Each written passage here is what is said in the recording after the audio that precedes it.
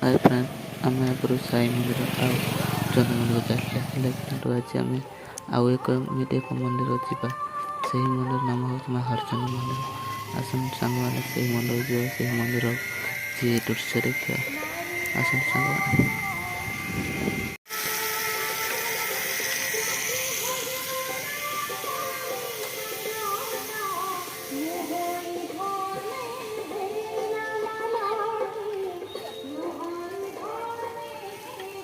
ମା ହରଚଣ୍ଡୀ।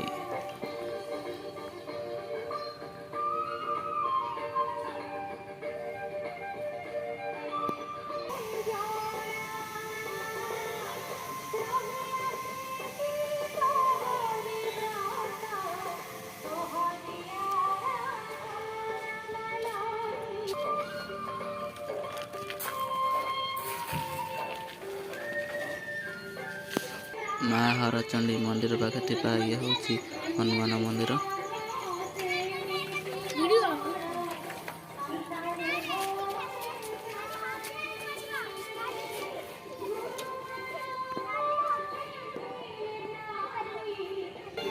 ମା ହରଚଣ୍ଡୀ ମନ୍ଦିରର ଇଏ ହେଉଛି ଭିତର ଦୃଶ୍ୟ।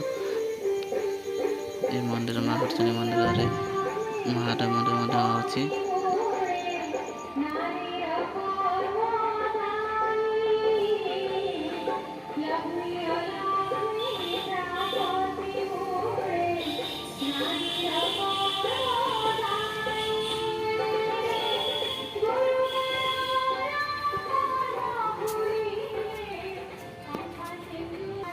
ଇଏ ହେଉଛି ମାଙ୍କର ପୋଖରୀ।